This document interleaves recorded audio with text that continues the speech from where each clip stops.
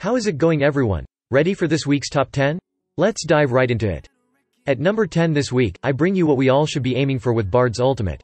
When you 2v2 in lane, you should always strive to hit both your laning opponents alone and close to each other, so that you can follow up with a Q stun and auto AoE for your carry. Why does this play come so far down the list then? Well, I'm bummed I wasn't able to save Cassiopeia. RIP.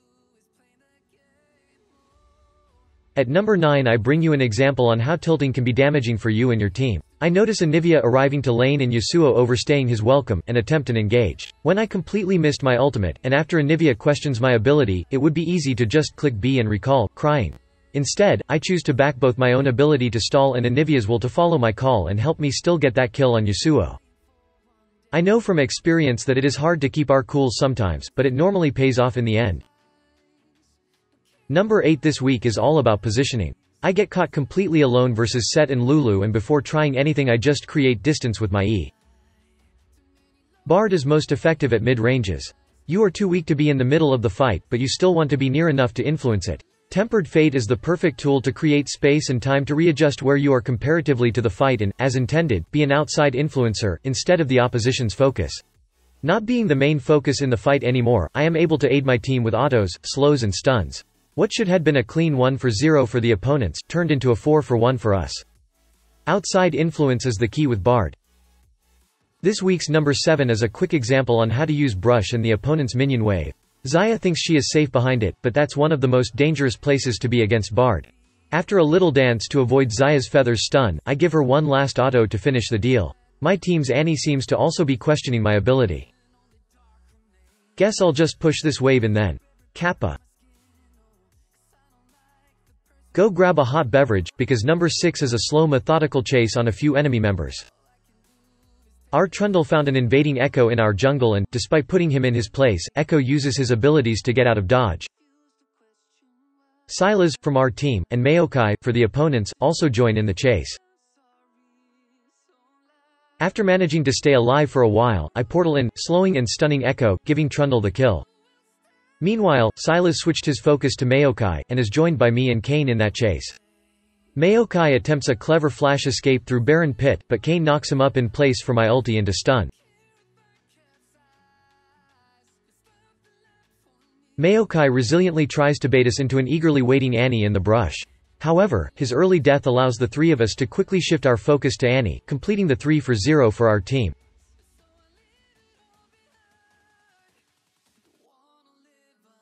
A dragged out, but extremely lucrative chase for us in the end.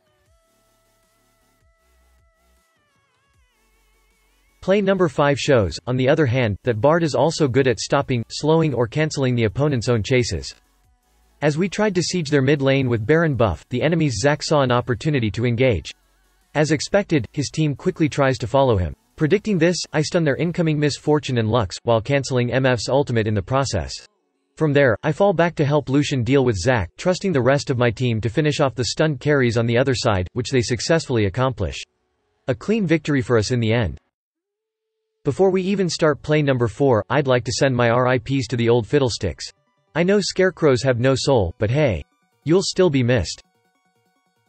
This play starts off pretty badly for us since their bot lane completely ignores my actions, and spends all their efforts on killing my Ezreal.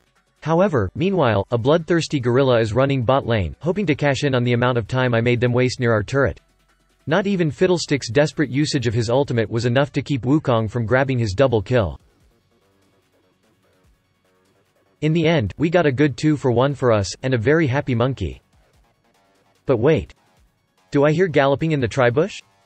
Yeah. Here comes the pony, dashing to clean a very low HP Wukong. However, my exhaust is still ready from before and, along with a stun to the wall and quick reflexes from Wukong, we turn the fight further into a 3-for-1. Guess the monkey is now properly fed for the banana split push dessert top lane. Play number 3 is a good example of synergy of kits with Velkoz. The fight wasn't looking very good for us with Nasus being chunked to an inch of his life and Mordekaiser being burst down by Brand. However, as their team prepared to focus their attention on Velkoz, I stun Kate and Elise and Velkoz uses that opportunity to melt both of them with his combo. From there, I also stun and slow Brand enough for Velkoz to complete his quadra kill.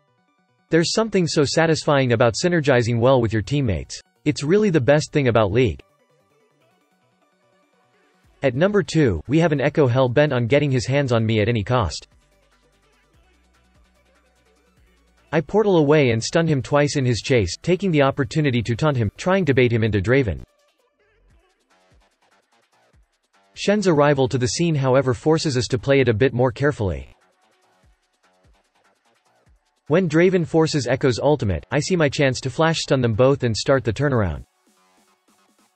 One last Q stun on Shen finishes the deal. Time to get the spoils of war now. With this free Baron. A not-so-free Baron fight however, closes our list for this video. As Zed and Karma trade kills, I see an opportunity to lock their entire team on my ultimate. This allows me to get a stun on Ashe and Graves, while Zac also jumped in to CC everyone else, leaving the rest of my team free to deal damage.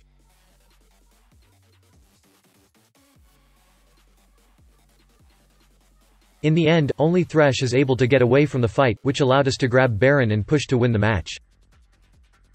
Once again, thank you all for watching. If you enjoyed it, please leave a like and comment below which was your favorite play of the week. Goodbye.